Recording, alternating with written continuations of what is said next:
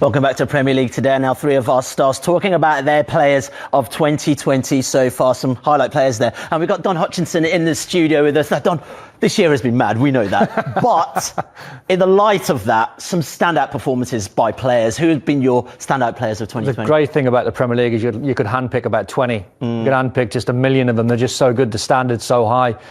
I struggle to see past Sadio Mane at times. I do. Every time I watch him play, his levels of performance is incredibly high.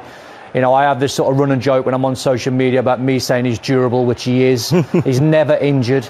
You know, he's hard as nails as well. If you want him to do defensive duties, he does that. If you want him to score goals, he does that. He can do everything in the game. He must be an absolute manager's dream. As I said, he's never injured, never really poses a problem. Doesn't throw any sort of hissy fits here, there and everywhere. And just his level of performances and the way he goes about his game, and also what he does, and he's not just the only one, but what he does off the pitch as well, in terms of his charity work, which all the guys do in the Premier League, is phenomenal. And I just watch him, and I get joy when I watch Sadio Mane play, because I know he's one of these players who actually enjoys the game. It's not like a job to him. He loves it. You said he contributes goals, and of course he does, but comparing him, as we can see here, to some of the other top players in the Premier League, particularly midfielders, he doesn't quite score as many. Do you think he'll need to add that a bit more to his game over the next couple of seasons? Yeah, I think when you isolate that and you look at that graphic there and you go, well, where is Sadio Mane compared to Son or Fernandes or Salah or Vardy, and you look at the names there. But I watch Mane and I think he offers so much more. It's a bit like if you want to chuck Firmino in, and Firmino would be nowhere near on that list. But what he does for the rest of the team, it's incredible. And when I watch Mane, I just think it's his persona. When I watch him play and the smile on his face and the work that he does, it never feels a chore to him. You know, if you asked him about football, he would have the biggest smile on his face and he would tell you he loves every single second. And I like that in a player. And a player who's also always has a smile on his face and has done a lot for his team, Bruno Fernandes. Everyone's been on his back talking about him being Man United's Player of the Year. This guy's on another level. He's incredible. Again, on social media, I asked the question, I don't know, 3 or 4 months ago, who's had the bigger impact at Man United, himself or Cantona? And a lot of the romantics went for Cantona because of what he's done for the football club. But this guy, that's why I dropped it in, because he has to be in the conversation. What he's doing for Man United is incredible. And you talk about his numbers, his goals and his assist contribution. When Man United play well, he's involved in everything. And I was at Southampton a couple of weeks back when Man United were 2-0 down at half-time and were incredibly poor on the day. And he dragged them from being 2-0 down into winning the game 3-2. And it was an incredible solo performance. And again, when I watch him play, the contributions that he has and what he does for his teammates, because Man United trust him.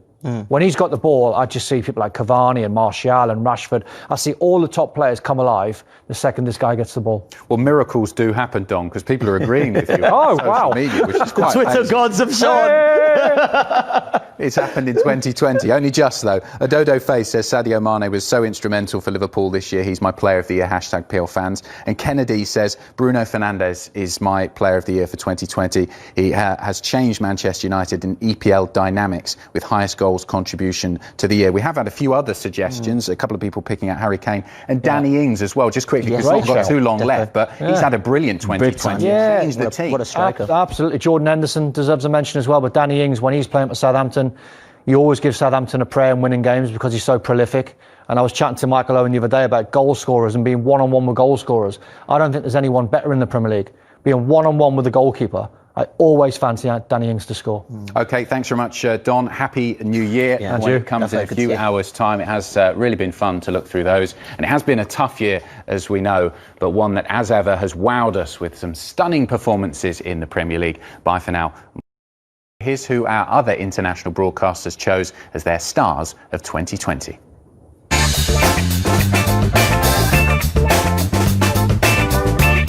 Hey, this is Adam Carruthers of National Supersport Malaysia. My Player of the Year 2020 has to be Jack Grealish, captain of his boyhood club, kept the team in the Premier League, now pushing them for a spot in Europe, one of the highest shot scorers within the division, also the most foul player within the league as well, for good reason. And if I don't say Jack Grealish, this fan right here won't be happy. Gabby Bonglahor. Right, Gabby?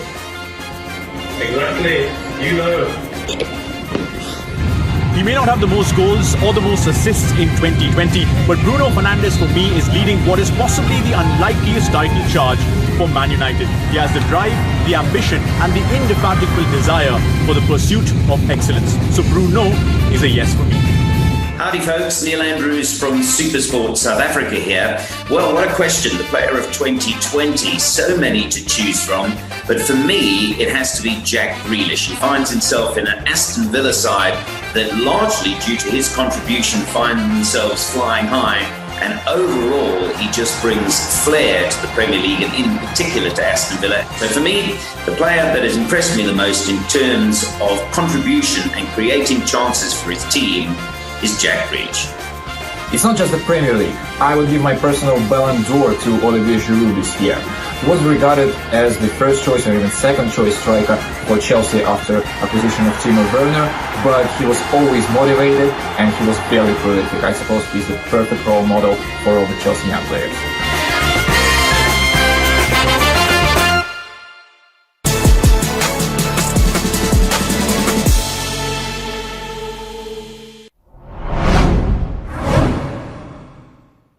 Hi, I'm Ian Wright and these are my top 3 moments in the Premier League 2020.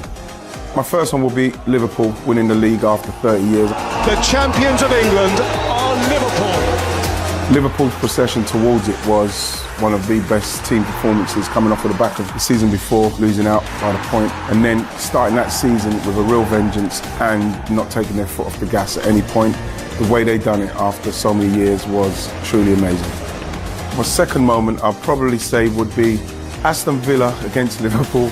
The reason why I go with that is when you consider Aston Villa staying up in the league by a point, playing against a full Liverpool side, the all-conquering Liverpool side, and watching the way that they literally took them to pieces. The first time that Premier League champions have ever conceded 7 in a game. Ollie Watkins benefited from that. Jack Grealish played brilliantly and so did Ross Barkley. That was another moment for me. Probably say the fans, I'm going to sneak that in. Fans coming in was brilliant, but I think you can't ignore Tottenham's 6-1 demolishing of Manchester United, simply because of the manager, Jose Mourinho, going back there, and his team, the new look Tottenham, absolutely obliterating them. Harry Kane wallops Manchester United for 6. It was a statement victory, a big moment.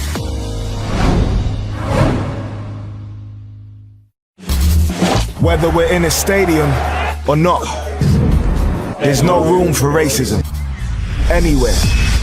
They kneel in unity. But without actions, there are just words. There's no room for sitting in silence, for doing nothing. I'm ashamed and embarrassed to want equality in society and football. We all need to do more. Challenge it, report it, change it. Premier League, no room for racism anywhere.